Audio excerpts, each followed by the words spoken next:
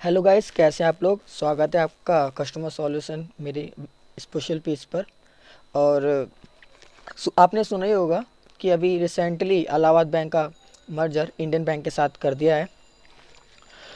अगर आप इलाहाबाद बैंक के कस्टमर हैं तो आप बहुत फेमस ऐप है हमारा इंडियन बैंक, इलाहाबाद बैंक का एम पावर, ये चलाते होगे। मगर जब आप इसमें लॉगिन कर रहे होगे तो आप एक ऐसा पॉपअप मैसेज शो हो रहा होगा जिसमें लिख रहा है कि M power has been discontinued.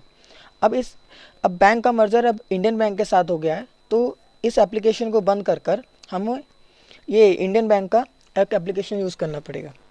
इसके लिए हमें क्या करना पड़ेगा, एम पावर में जाएंगे और टाइप करेंगे INDORSIS ओसिस। इस पर आप क्लिक करेंगे, सर्च करेंगे। क्योंकि मैंने ऑलरेडी कर रखा है तो मैं इसको डाउनलोड नहीं करूँगा, और इसका जो लिंक है मैं अपने डिस्क्रिप्शन बॉक्स में भी दे दूँगा। अब इसको ओपन करते हैं। सिंपल सा इंटरफेस है इसमें, जैसा यूज़र फ्रेंडली है, जहाँ तक मैंने यूज़ करा है मुझे ठीक लगा। एम्पावर के ही जैसा ही है, कुछ ज़्यादा चेंजेस नहीं है, उतना ही है। देखते हैं, खुल जाए फिर देखते हैं। अब आप ये देखेंगे तो आपके पास आपका पासबुक होगा। पासबुक के बॉटम पे जो है अकाउंट नंबर के नीचे 11 डिजिट का एक CIF नंबर होगा। CIF मीन्स होता है कस्टमर इन्फॉर्मेशन फाइल। ये आपको आपकी पासबुक की फर्स्ट पेज में मिल जाएगा इजीली। वहाँ से उठाकर इसको डाल देना है।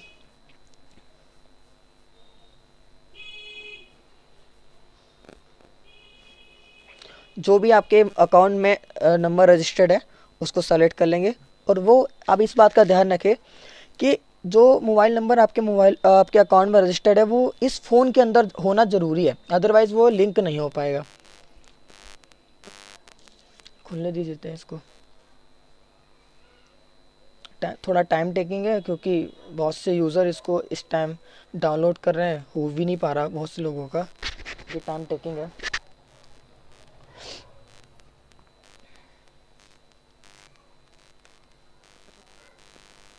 ये राइट क्लिक आ जाएगा तो इसका मीन्स जो है आपका जो CIF है वो सक्सेसफुली वेरीफाइड हो गया है। इसमें दो टैब आते हैं। ये आप जो है मोबाइल बैंकिंग के थ्रू लॉगिन रजिस्टर कर सकते हो भीम UPI के। तो मैं मोबाइल बैंकिंग के थ्रू उसको लिंक करूँगा। प्रोसीड करते हैं और ओके करते हैं। ठीक है, तो इसमें तीन तरीक़ों से आप कर सकते हो। क्योंकि मैं पहली बार रजिस्टर कर रहा हूँ तो इसमें मैं अपना इंटरनेट बैंकिंग और डेबिट कार्ड से भी लॉगिन कर सकता हूँ। तो मैं क्या करता हूँ, डेबिट कार्ड की कुछ डिटेल डाल देता हूँ। इसमें आपको आपका 16 डिजिट का ATM नंबर जो ATM के ऊपर होता है वो डाल देना है।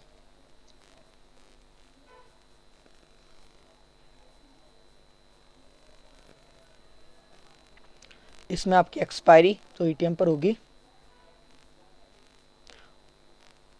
और आपका ATM का ट्रांजेक्शन पिन, जैसे वो आप ATM विड्रॉल करते समय वो पिन डालते हैं वो डालना पड़ेगा आपको।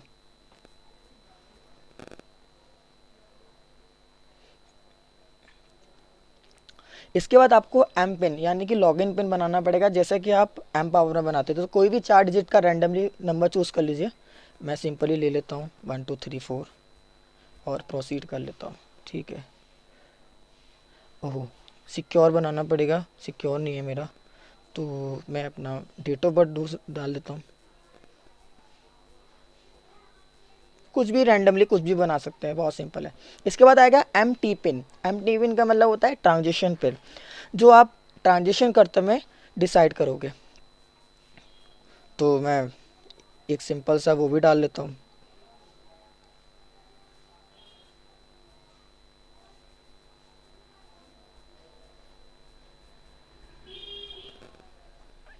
लॉगिन कर लेते हैं तो इसमें दिखा रहा है यू आर रजिस्टर्ड सक्सेसफुली। मैंने सक्सेसफुली लॉगिन कर लिया है। अब इसमें क्या होगा, आपको लॉगिन करेंगे, इसमें लॉगिन पिन डालना पड़ेगा। ये आ गया मैसेज। ठीक है, थैंक यू। तो ये लॉगिन हो जाएगा। लॉगिन होने के बाद इसमें आएगा कि आप इसमें फिंगरप्रिंट देना चाहते हैं, तो मैं मना कर दूंगा कि फिंगरप्रिंट का यूज़ मुझे नहीं है। इसका एक ऐसा आपको इंटरफेस मिलेगा। ये इसका होम पेज है। इसमें ये जो कुछ डिटेल्स है इसमें, तो ये है अकाउंट का डिटेल। जितने आपके उस CIF से लिंक हो रखे होंगे अकाउंट वो सारे आ जाएंगे। जैसे मेरा सेविंग अकाउंट्स है 2 और करंट अकाउंट है 1, है ना। तो सेविंग अकाउंट्स पे आप इस पर क्लिक करेंगे तो ये कुछ डिटेल आ जाएंगी आपकी अकाउंट की।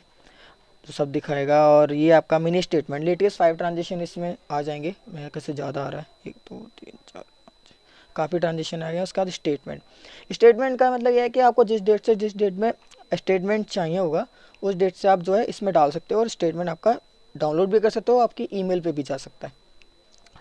इसके बाद आते हैं हम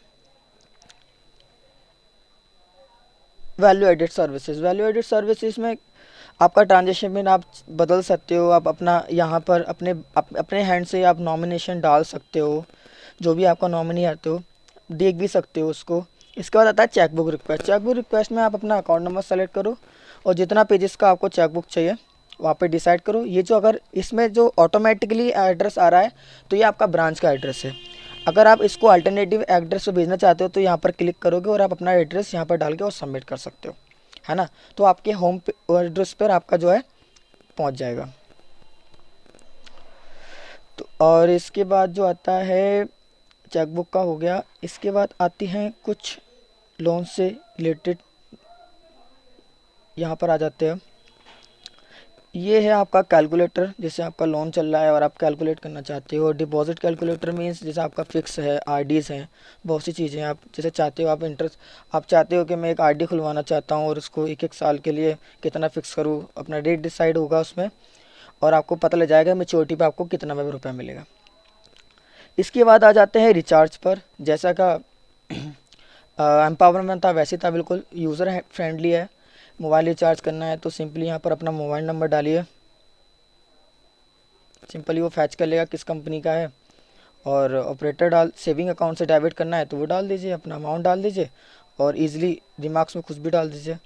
और सबमिट करेंगे तो एक ट्रांजेक्शन पिन मांगेगा, वो डाल दीजिए। आप जो ट्रांजेक्शन पिन हमने लास्ट में बनाया था वो ट्रांजेक्शन पिन डाल के एक ओटीपी आएगा और आपका रिचार्ज हो जाएगा।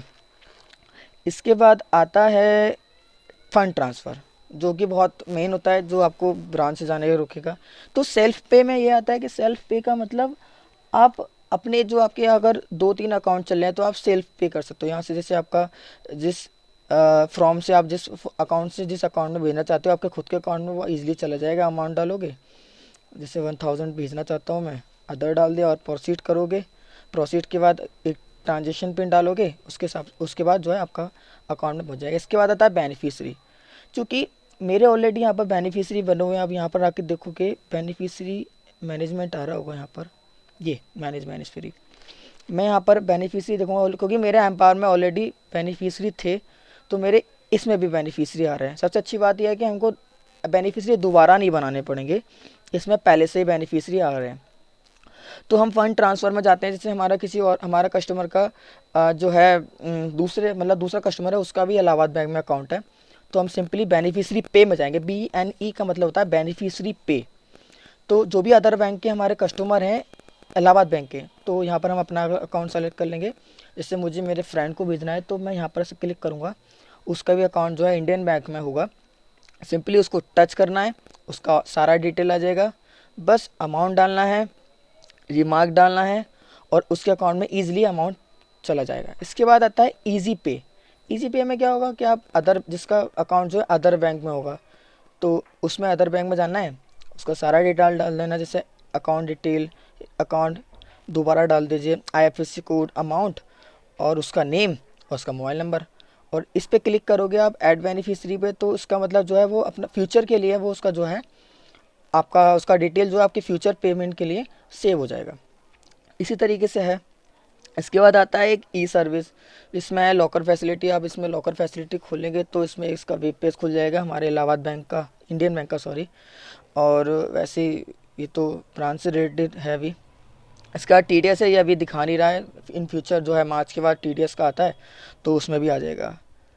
एम पासबुक में यही मानेंगे हम, एम पासबुक में जैसा उसमें होता था कि आप जो है अपना डिटेल डालेंगे, इसमें आपका डेट, अकाउंट जैसे मेरा ये है और इसमें डेट डाल दिया, क्रेडिट डिपेड और भी करूँगा तो डिटेल मेरी आ जाएंगी। क्योंकि मेरा भी आज का दिन मैंने कोई ट्रांजेक्शन किया था, छोटा मोटा ट्रांजेक्शन किया था, ये है मेरा ट्रांजेक्शन आ रहा है तो ये सारे डिटेल आ जाएगा आपका। इसको कहते हैं पासबुक। प्रिंटिंग से भी मतलब नहीं है तो इसमें यही हो जाएगा कि आप सारा डिटेल ले सकते हो। ये हटा देंगे। इसके बाद और कुछ नहीं है, बाकी इसमें लगातार अपडेशन चल रहे हैं, कुछ प्रॉब्लम फेस हो रही है कस्टमर्स को, वो हल्के हल्के रेक्टिफाई कर रहे हैं मार्केट टेक्निकल। जो भी अपडेट आएगा इसके बाद मैं आपको अपनी अगली वीडियो में बता दूंगा। और मेरी वीडियो देखने के लिए धन्यवाद। और अगर आप मेरे वीडियो को, अगर आपने मेरे पेज को लाइक नहीं कर रखा तो लाइक करें, मेरे